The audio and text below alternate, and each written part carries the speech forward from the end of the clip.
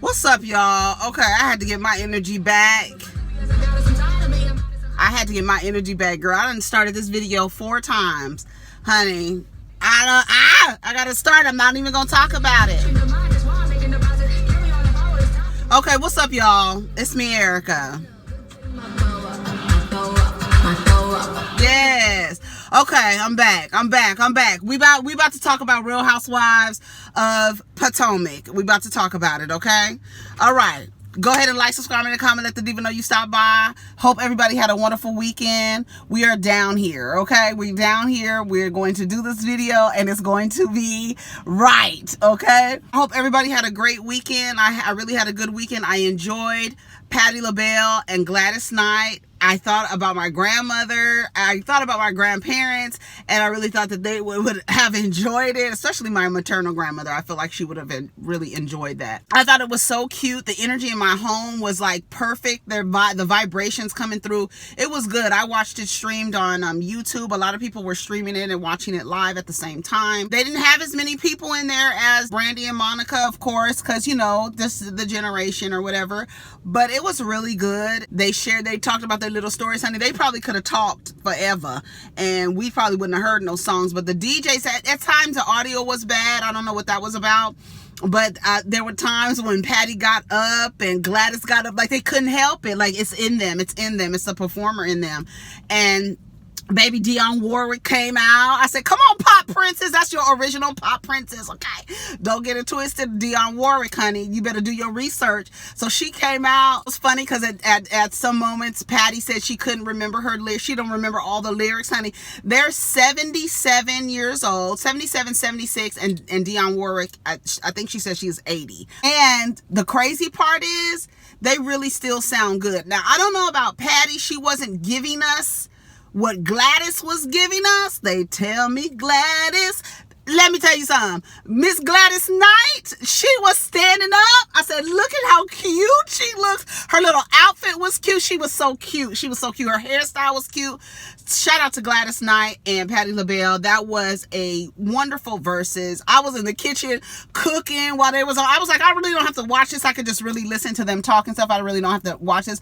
But I did want to watch it, you know, and see the parts where Patti kicked her shoes off. She was like, girl, I hit myself in the knee, girl. It was cute. And then at one point, Gladys Knight told Brandy and Monica to get it together. Y'all need to get it together. Whatever it is, y'all need to work it out. That's what she said. It was cute. And I thought it was good. I also this weekend watched Old Guard with Charlize Theron. It was actually really good. I hope they do a part 2. Based on the way it ended, I hope they do a part 2. It was really interesting. The concept was interesting. The mad scientists in there. It was really good. I thought it was an excellent movie. Very entertaining. And then Lovecraft Country, I watched last night as well. That was actually very interesting. And girl, it was very interesting. It was just very interesting to me. What I took from Lovecraft Country, what I basically took from that was that if you get the opportunity, live as a white man or a white woman for a day or two and do whatever the fuck you want. Because your whiteness is the currency that gives you unmitigated freedom. And then it was crazy. We could kind of analyze that episode. It was very, very, very, very, very, very interesting. So let's get into Real Housewives of Potomac. Overall, the episode was pretty good. I'm going to have to get through this episode quick because I restarted this video several times and I lost like 15 minutes. And that's like really how much I had to start the video over. So they start off where they left off, where they were at the Crab Shack. Giselle sets it up for Ashley and Candiace to sit down later and discuss. They make believe that they're planning something for Monique, which they didn't, which I thought was fucked up, but that's just who Giselle is. She straight up lied. And instead of directing that energy to Monique, I mean, it could have been directed towards Monique and Ashley and Giselle, but it was really very much directed at Candiace, and I'm glad that Wendy called it out. And really called it out. Wendy and Robin. I'm glad they did that. They are throwing shade in their confessionals, a lot of shade in their confessionals. Candiace at one point called Monique a fake ass Monique. They get the fire ready. They're sitting by the pit. It seemed like really boring. It seemed very like they didn't have much to say. And it's hard to shoot, to go on. They're not really friends, and that's the problem. That's why they don't have really much to talk about.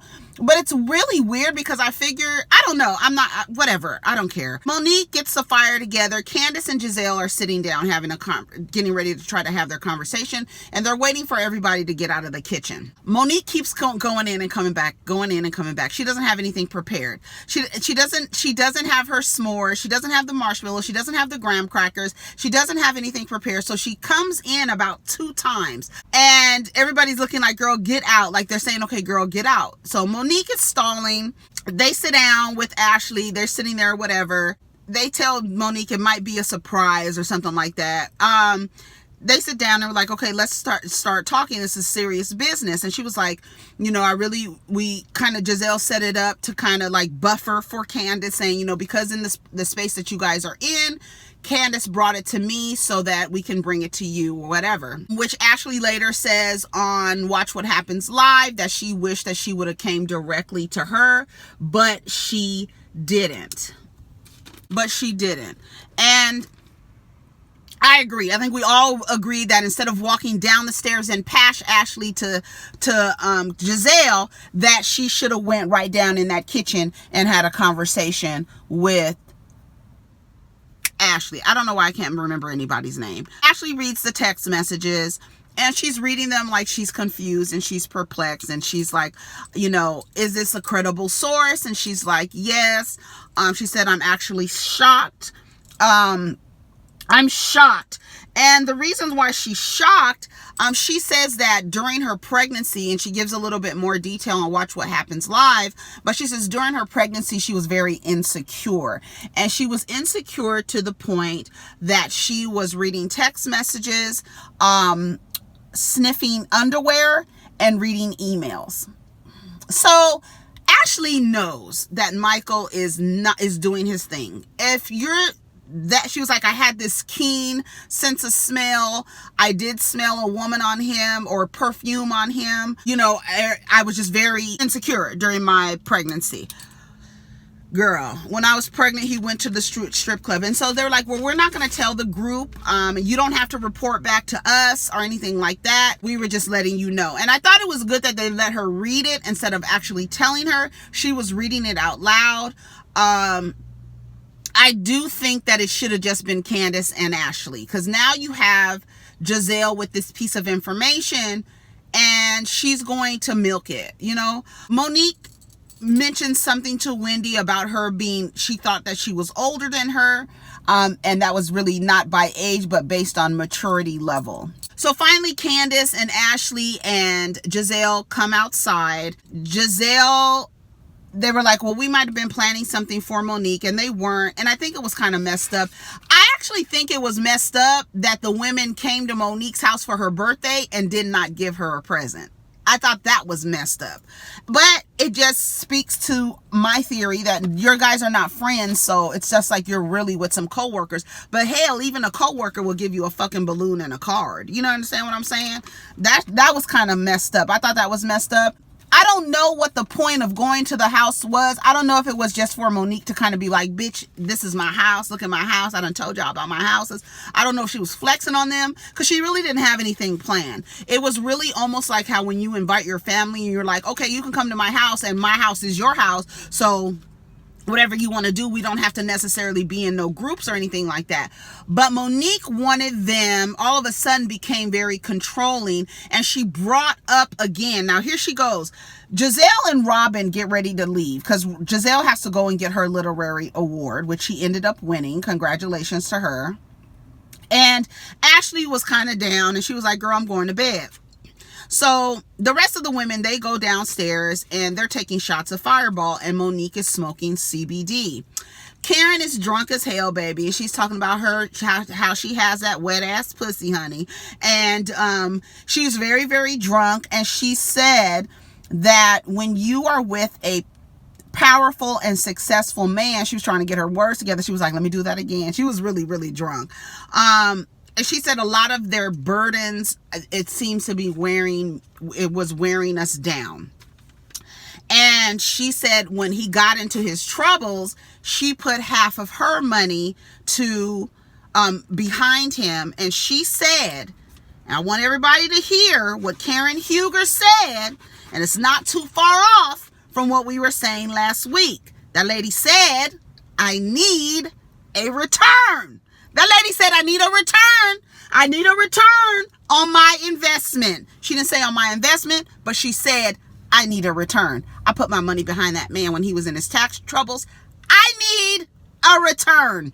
I said, okay, Karen. Girl, ain't nobody investing in men these days. No more. That's done. Nobody's investing in men without seeing a return. That shit is played out. It's tied and through, and only brings your shit down. You only lose money. You out of money. You out of money. Investing in the wrong niggas. Next morning, Chris shows up. He's talking about where's breakfast. Y'all was bad last night. Ain't nobody up. Chris is coming through the house, and and I don't know if anybody else caught it, but Monique said, I had my butt was in bed. No, it wasn't. You was downstairs taking shots. I don't understand why she lied like that. That was weird. But then later she goes, we stayed up to about 3. And I was like, then why did she lie and say my butt was in bed when he was like, y'all was being bad last night? Why didn't you say, and then later she did say we went downstairs and we were taking shots. So I didn't get my butt was in bed. I didn't get that. I put why lie. I didn't understand that. Okay, so everybody, the fire pit was a bust, really, basically. And so Robin finally shows up. Everybody shows up. They're getting breakfast together. So Monique brings up the fire pit. Here we go, right here. She basically says, you're in my house. You're disrespectful by having side conversations. No, Monique, it's not disrespectful to have private conversations in someone's home. It's not. And why do okay, I'm going to stay on topic here.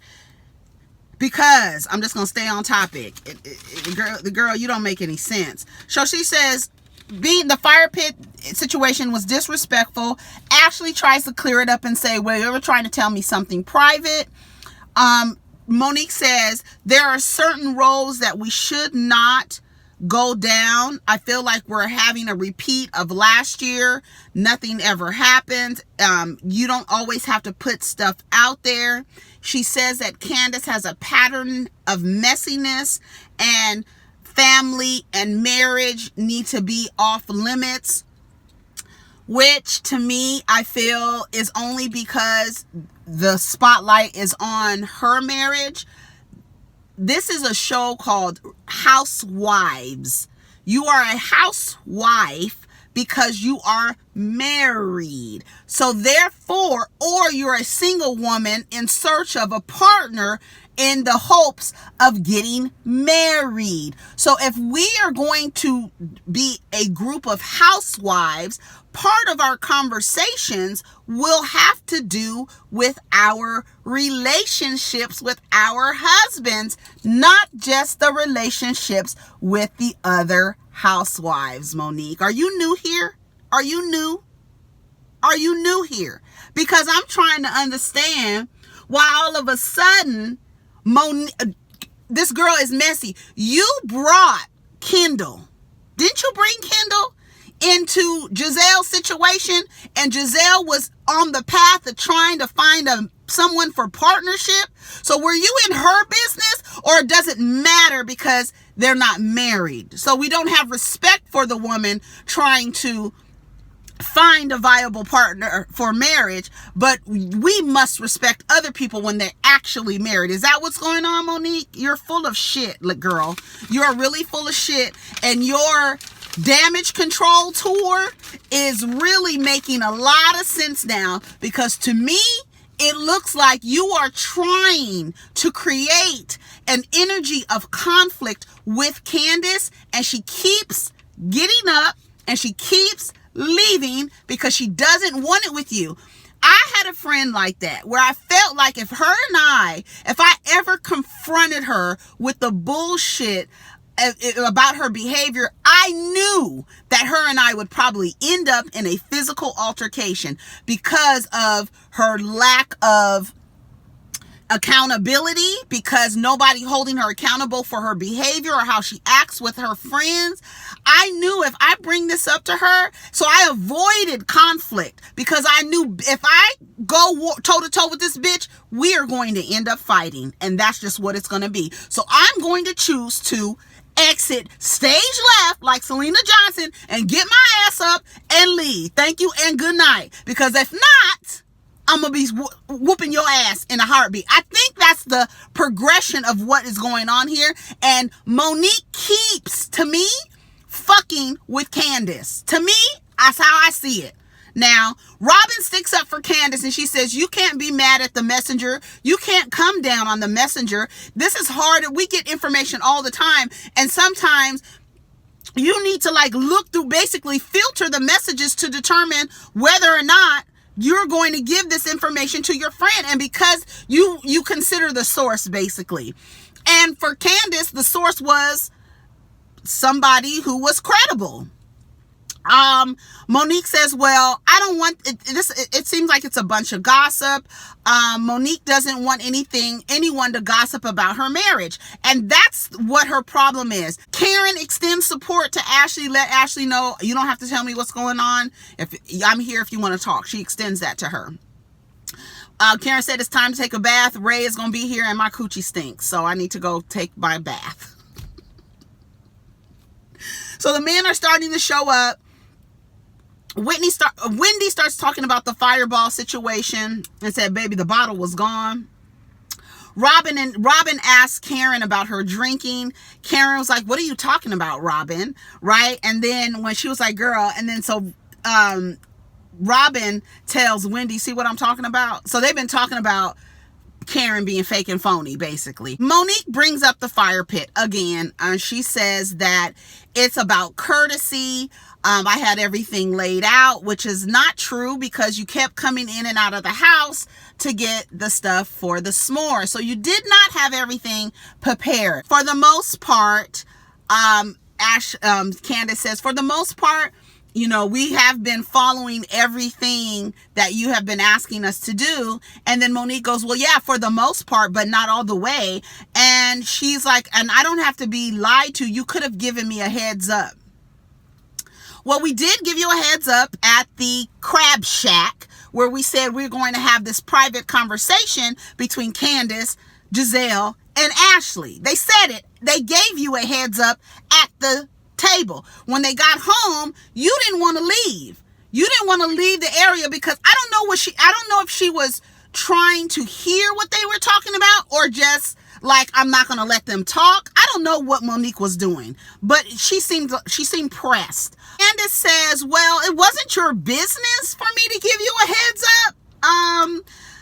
But you were gone for over an hour. She's like, it's really not that big of a deal. Do you guys believe that Monique was making more out of it than what was necessary? Do you believe that it was disrespectful for them to have that side conversation? Apparently, she said they were gone for an hour. Do you guys think that is rude? Do you guys think that maybe Giselle and Candiace should have waited? What do you think would have made Monique feel better? What would you think would have been the proper course of action to make Monique feel better about what just happened? I don't think anything would have made her feel better. I really don't. So she says, you want to fight? You're going to have to fight by yourself. Candiace gets up and walks away, and she says, that's the problem right now. She doesn't want to talk about things. She wants everything on her terms. Robin says, well, Monique, it sounds like you want control over everything, and your delivery was off. Wendy says, the way that you came at Candiace, you have to admit, was different from the way that you came at Ashley. And, well, Giselle's not here is what she said. I'm I'm so glad that Wendy and Robin called Monique out on the behavior, because it was clear that you were going harder on Candiace. And I'm glad they called it out, right? And I don't think they were gaslighting the way that they did Wendy the 2 nights before. I think they were genuine and saying, hey girl, you talking to Candiace a little bit different. You got a little more smoke for Candiace than you do, right? So this we see is a build up. Monique has a lot of things that's building up. Candiace doesn't want to have a conversation about it, because I think Candiace has this understanding to know, bitch, we are going to fight if you keep fucking with me. And that's just what it's going to be. And I don't want to fight you. And like Candiace said earlier, bitch, you're not going to get me in your house. You're not going to be able to do it. I'm not going to give it to you. I'm not going to give it to you. I've been raised better than that, bitch. I'm not going to argue and fuss and fight with you in your house so that you can come back and say, I disrespected your house. We're not about to do that. So I'm going to get up and I'm going to walk away. I'm going to go see about my husband and start packing my shit. So Wendy says to Monique and Robin sitting there, that you don't think that it was genuine that she told Ashley about what the situation was. I guess she felt like it could have waited. And she was like, no, do you think it was genuine? And Monique starts laughing. And it's real shady and it's real petty. And it was real clear that you just had a problem with the girl because it's Candiace. It's really, you don't really have a problem. Do you believe that Candiace is not genuine? To me, I felt like Candiace was genuine. I don't feel like she was being I don't think she was being messy in the way she delivered it. I think it was messy to take it to Giselle. I think it was messy, but I don't think that it was messy the way that she delivered it. She seemed to be genuinely in shock. She didn't seem to be like, girl, what? Come on, girl. Let me tell Giselle, girl, look at what the fuck I just got on my... It wasn't like that. The way that she delivered it, if she was being messy, she delivered it very... It was a good delivery to me. But Monique doesn't think that it was genuine. And she gets mad and she gets up and she was like, she was like, so you don't think it was genuine? She was like, do you want a croissant or whatever she was giving out? A Danish, whatever the fuck she put in the oven. She said she put in the oven. So she, what's her name, was like, girl, she was really mad. What the hell? Like, she was really mad. And she was like, girl, I don't know. So overall, that exchange between Monique and Candiace, I felt like Candiace did the right thing. I felt like Candiace did the right thing. I felt like Candiace did the more mature thing. I'm not about to fight with you. I'm not about to go back and forth with you in your home. You're not going to get that from me. We're not going to do that. And so, yes, it is going to be on my time, and it is going to be when I want it, because you're not going to do this to me in your... This is your domain. We're not doing that. We're going to sit somewhere where it's neutral. We're not about to do this here. Karen and Ray shows up, and she tells Ray, I miss you. And he says, it hasn't been that long. Chris and what is his name? Eddie. They are talking about getting vasectomies. Chris is it's just very barbarian the way that he talks about things. He wants to be, he's afraid that if he gets a vasectomy that he's not going to be able to ejaculate the way that he used to ejaculate. He feels like his toes are not going to curl up. He feels like that. And they were like really talking about nut. Like, that was really funny that they really let that play like that. I was like, okay, that's interesting for them to allow that word to be said like that on TV. I mean, they say asshole. I guess you could talk about nut, honey. Ray meets Dean, the little baby. He was like, give me a high five. It's a little old man or whatever. And Ray just really seems disinterested in Karen. I don't know what's going on. I guess we'll get that storyline, coming down the road. Candiace says, Monique, you won't get me. So they go outside. Chris goes outside and they get all these things, these boxes and these balloons and flowers and shit. And they bring it in and they singing happy birthday. Now, Candiace has gone upstairs and started packing her stuff. So she's standing at the top of the stairs while they're singing happy birthday, which I thought was very symbolic of their friendship. Like, I'm not even down here to celebrate your birth. I'm not here to sing to you. You remember the songs that y'all say I sing all the time? My favorite thing to sing? I'm not doing it. You already sang it in the little back house when you were doing your when you guys were doing your pageant, but her standing at the top of the stairs was very symbolic. So Chris goes, well, where's Candiace? What y'all do with Candiace?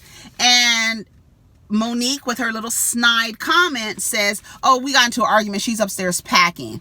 And she was like, no, I'm not. Here I am. I was like, yes, Candiace! And she came downstairs and she swung around that banister. I was like, come on, bitch. Here I am. I was like, yes, girl, I'm here. I was like, come on, Candiace, get her. And I think not engaging with Monique is really bothering Monique. That Candiace is not taking the bait. Apparently she's going to take the bait later. So Karen is talking about she's lightheaded or whatever, and they start getting into, she feels sick because she took a lot of shots. She said she took about 9 or 10 shots. So they start getting into how Wendy and her husband met. And Robin says, was your marriage arranged? I don't know if that was a cultural reference. I'm not sure. That's the only thing that I can think of is because they're Nigerian that you would make a comment like that. Turns out that Eddie's mother does not like Wendy's mother. Therefore, she does not like Wendy, and they did not want them to get married. They didn't want them to do anything in their family. We got a little bit of that, which I think is very interesting, and I want to hear more about Wendy's parents and her husband and their parents not getting along. I guess that Wendy's mother holds some high-ranking position in their culture, and mother just doesn't respect that. They just don't like each other. Their mother did not come to the wedding, and she was like, do you think you'll ever forgive her? And she was like, no, because I've wiped his tears. I don't know. No, I'm not. We're not doing that. We're not doing that. And I want to hear more, because I do want to hear more about that. Made me want to be like, oh, what's going on with Wendy and Eddie? Like, you really got married without the wishes of your parents and your mother, and really went on and just got married to this highly successful woman, which I think is a really great story. So I would like to hear more about it. They start imitating their women. Ray said it's time for tea. I don't know. Oh, Wendy, what was Wendy? Oh, what should I wear? That's what Wendy and Eddie was mimicking. What should I wear? That's not what I want to wear. It was cute. Chris mimics sucking dick, which is so... And just like, who was that in the interview? Oh, that was Wendy in the interview. Said that's the first thing you could think of to imitate your wife is her sucking your dick. Interesting. Okay. Chris comes out with the butter knife. He shows that Candiace can flip with the flip of a switch, which I thought was really funny. Did the butter knife thing. I saw Ashley's face. She was kind of like looking down like, girl, Ashley's been going through it this whole time. You could see it on her face. She cannot wait to get home, okay? Ashley and Michael, they, when they were leaving, I almost forgot this, baby. When they were leaving, everybody was leaving. Candiace was almost the last one to leave, which would have been a great opportunity for them to have a conversation if it was just them. But Monique plays possum and acts like she's asleep.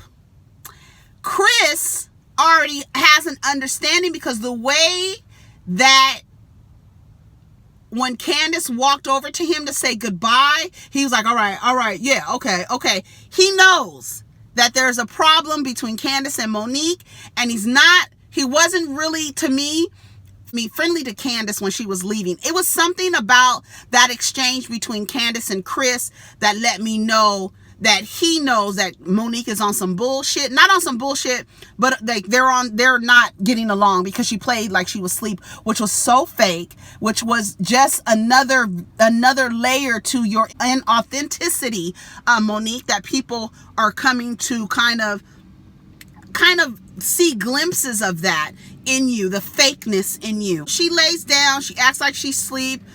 Candiace was like, going like this to her. Maybe you was peeking through your eye, Monique, but that was real stupid. Anyway, so Ashley and Michael, the next day, there's images of Michael in a hotel. There's images of Michael in a hotel with just some boxers on. Like, you was really getting busy. It's not like you was in your clothes. You were down to your underwear.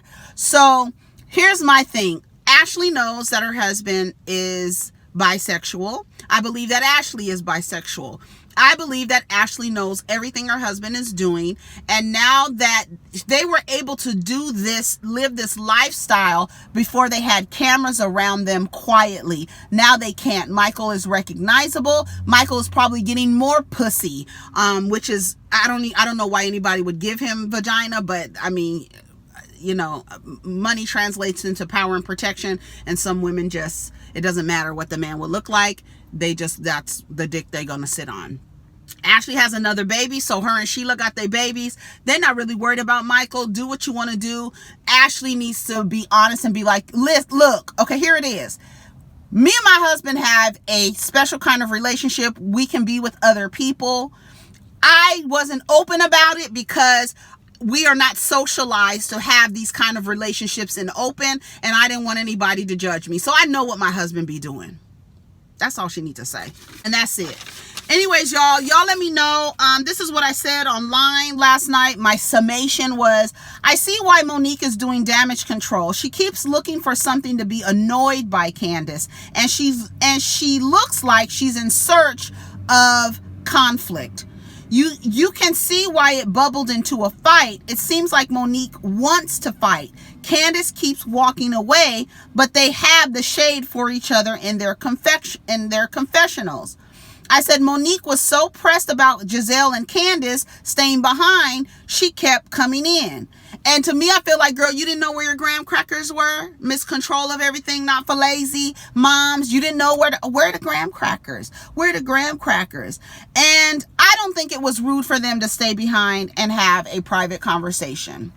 Everything is not for you. It wasn't any of your business. We gave you a heads up at the Crab Shack. We told you we were going to have a private conversation. We did not tell the truth about the private conversation because we didn't want y'all to ask a bunch of questions. So we said it was for your birthday and still didn't give you nothing for your birthday, which I thought was fucked up that they didn't give her a fucking thing for her birthday. They didn't even give her a gift certificate to like a spa or something. Like, I was like, that's kind of shady that they did that. Anyways, y'all, that is the review for today. Let's get down in the comments. You guys let me know what you think. Do you think that Candiace handled it? Because we always talk about how immature that Candiace is, right? Do you guys think she handled Monique at her home in the most mature way? Or do you think she was being immature? Do you think that Monique was valid in her annoyance with Candiace and with the whole situation with the fire pit? And if you feel like she was, if it was valid, her anger was valid, or her annoyance was valid, what do you think could have been done in lieu of what they did, right? Because to me, I don't think that they could have done anything different. I think that whatever happened, Monique was going to find an issue to be annoyed with Monique. I mean, Monique was going to find an issue to be annoyed with Candiace. Downstairs, when they were taking fireball shots, Karen said, are you guys going to get this together? And Monique says, we're not trying to have deep conversations right now. They were sitting next to each other and having their drinks, but they were like, we're not trying to have these deep conversations right now. I think, to me, a perfect opportunity for the conversation would have been everyone leaving and Candiace staying behind and Chris going outside and having a conversation. I think it would have been a perfect opportunity. However, Monique played like she was asleep, which I thought was immature. But she was trying to avoid the goodbye. She didn't want to say goodbye to her. She was mad, so she didn't say goodbye to her. I don't think Monique is a great hostess. I'm sorry. I just don't think she is. I think she could have had more things planned for the women. It seemed like I said, like you just invited your family over and was like, my house is your house, do whatever you want, but still you wanted to have control over the situation. I don't know what that was about. I just feel like you're mad at Candiace. From everything Candiace does is going to upset you. All her actions are going to be not genuine to you. You're gonna find fault in everything she does because you're mad at her, and you're mad because she didn't give you a heads up that Charisse was coming to her birthday party. But Candiace says, I didn't know that you guys really had that much beef. But Monique says the fight isn't even about that situation. So again, I think that's the reason why Monique is doing damage control, because to me, I feel like the fight is really going to be about nothing. You just being annoyed and it just bubbling over like, okay, bitch, here it is. You want to talk? I think that, I don't know. That's just how I feel, because I feel like it's about nothing. And that's the reason why Monique is on her world damage control tour. Anyways, y'all, that's my time. Take care of each other. Protect your energy. Let's get down in the comments and have this conversation. Take care of each other. Peace.